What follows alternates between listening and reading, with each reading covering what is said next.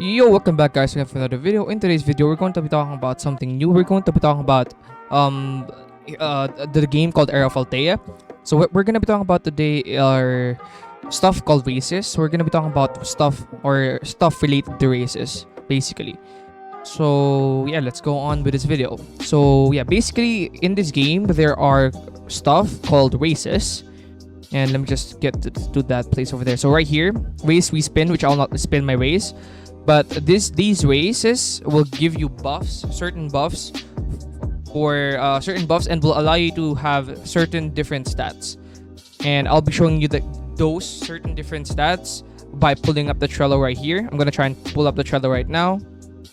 Alright, so let's get on with this video. So right here, guys, as you guys can see right here. So these are the couple of races. I pulled up the Trello right now just so you guys could know. But we're gonna be talking about the traits soon.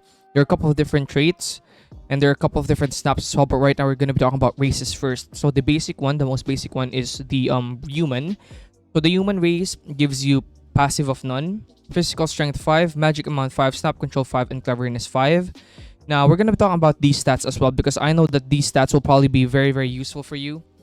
I'm just checking my recording software right now. So yeah, these stats, what are these stats? We're gonna talk about that right now. So yeah. Basically, physical strength is your attack potency or how strong your attack damages is with the fist. And magical amount is how much magic you have. Snap control is how fast you use your magic, how fast you cast your magic. And cleverness is how fast you get or how lucky you are with getting your clover pages in low levels. So the most important here, I would say, is magic amount and snap control. But cleverness is actually also pretty useful. But if you have a 4-leaf build, meaning if you have a 4-leaf clover, you're gonna get magic amount of 10 and cleverness of 10 regardless of your race. So if you have a 4-leaf clover, you'll have max amount magic, max amount cleverness. So that's very, very useful. So human is probably one of the worst, probably the worst race that you could get. So if you got a human, try to reroll human because it's kind of useless. Now we have Soviaks, and passive is increased cleverness, and yeah, passives, as you can see right here, they're also being weighted right here. So Soviak receives a low tier. So basically, the passive of Soviaks increases your cleverness to maximum if you don't have a 4-leaf clover. So if you don't have a 4-leaf clover, your passive will be maximum cleverness, so your cleverness will be up to 10 if you have passiveness will be up to 10 if you have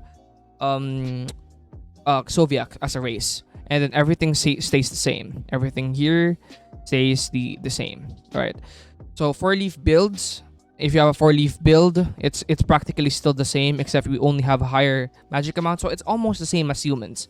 Soviaks is almost the same as humans, especially if you have 4-leaf clover.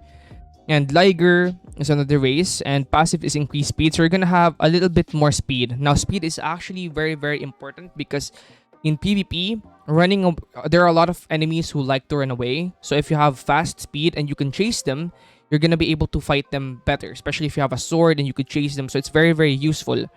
So Liger, passive increases speed, and physical strength is the stats are like human. The maximum stats are like human, so it's very the same. But the passive is what makes it good.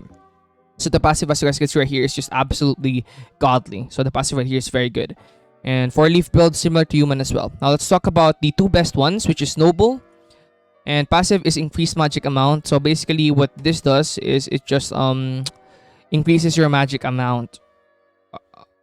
What does increased magic amount mean? So I think what this does is it just means that you have more magic. So yeah, you just have more magic as a noble. And your physical strength 7, magic amount 7, snap control 7, cleverness 7. And physical strength 7, magic amount 10, snap control 7, and cleverness is 10. So what this means is if you have a 4-leaf clover, you can have a 7 in physical strength and snap control, which is very, very good. And your passive is you have increased magic amount. Now let's talk about elves. Now elves are high tier to mid tier. Passive increased magic amount higher than nobles, so you have a higher magic amount than nobles. The physical strength is 3, magic amount is 10, snap control is 10. So magic amount is 10, snap control is 10 as well. Basically, what this means is that you could have a high snap control. You could have high snap control. and but low physical strength. Very, very low physical strength.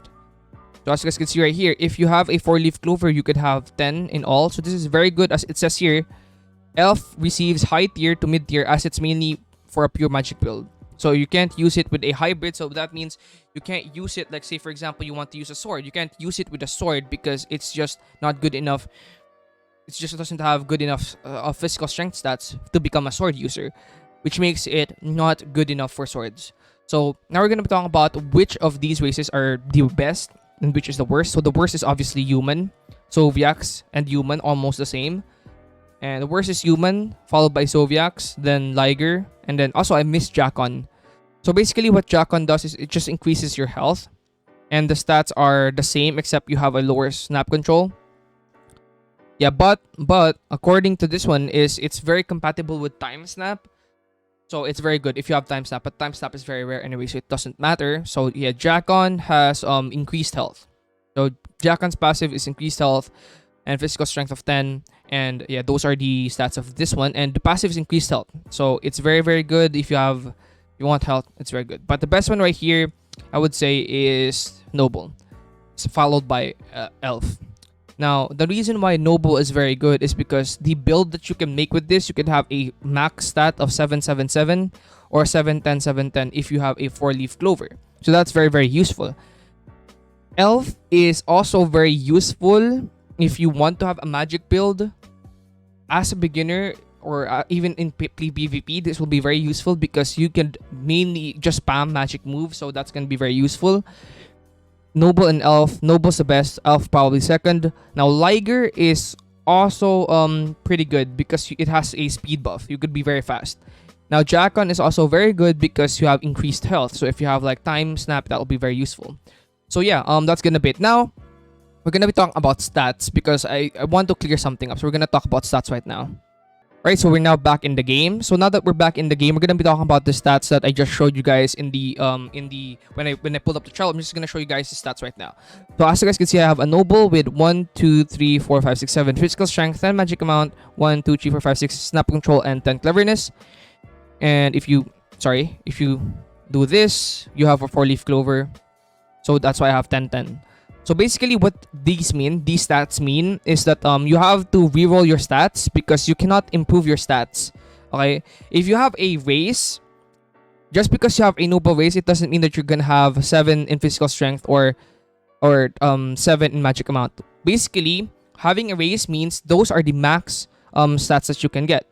So say for example, you have a noble. If you have a noble, you can have a